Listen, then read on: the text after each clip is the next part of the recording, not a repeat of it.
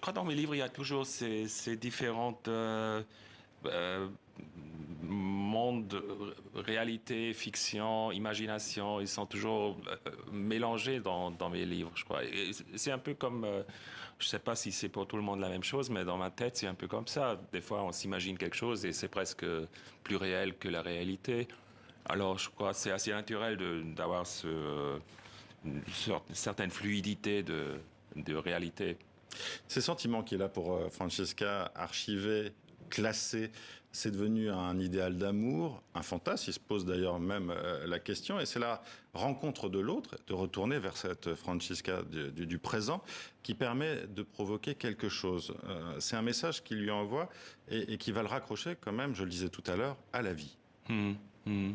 Et il va sortir de cette maison, il va sortir de ces archives. Oui, oui, oui. Je crois que c'est un moment où il se rappelle de ce qui s'est passé dans son passé et il se demande soudain si c'était vraiment son interprétation qui était la vérité ou si c'était peut-être pas une autre réalité. Alors il veut vraiment retourner à Francisca pour savoir ce qui se passait à l'époque. Alors moi, je trouve très très effrayant quand même dans votre livre, c'est que justement, cette histoire d'amour autour de la vingtaine, il va rester bloqué dessus. C'est-à-dire qu'il Hmm, ne va pas réussir à passer à autre chose. C'est-à-dire qu'il va avoir d'autres histoires d'amour dans sa vie, mais on hmm. va avoir surtout l'impression qu'il passe à côté de sa vie, non? Il Oui, y a quelque chose de oui. pathétique hein, chez votre héros Un d'ailleurs. peu, oui. Mais je crois que c'est peut-être pas dans cet extrême, mais je, je crois qu'il y a beaucoup de gens qui ont une amour de jeunesse qui ne les quitte jamais. Et c'est toujours l'amour le plus joli, même si c'est pas réussi. Hier, j'ai eu une lecture dans une librairie et même là, il y avait une femme qui venait et disait, ouais, j'ai vécu ça, j'ai rencontré un homme après 37 ans, je crois, elle a dit. Alors c'est assez souvent, je sais pas, qu'on idéalise ces premières histoires d'amour.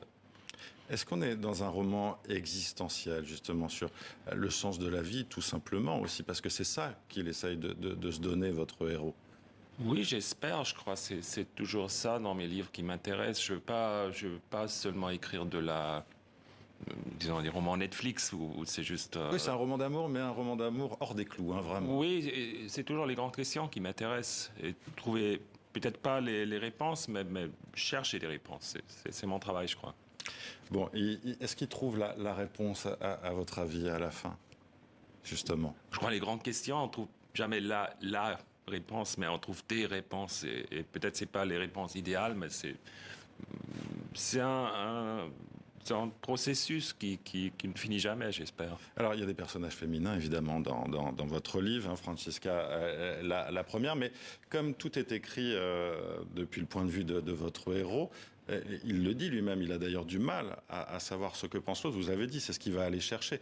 Et le point de vue des femmes, justement, comment vous avez voulu l'écrire? Bon, comme homme, je suis intéressé dans les femmes. Alors, les femmes m'intéressent plus que les hommes. Alors peut-être depuis que j'ai eu probablement 10 ans, j'ai toujours regardé les femmes et me suis demandé ou essayé de les comprendre. Alors c'est pas si difficile. Et après tout, je dis pas c'est tous les femmes qui sont comme ça. Je dis cette femme est comme ça. Mais en tout cas, votre héros, lui, il est quand même assez enfermé dans sa bulle, hein, malgré tout. Il a du mal à voir les autres. C'est peut-être ça aussi qui lui permet pas vraiment de sortir de cet enfermement et de ses Oui. archives. Mais là aussi, je pense que pour pas mal de gens, c'est un peu comme ça. On s'imagine qu'on est dans le monde, mais beaucoup de nous sont dans une bulle assez petite.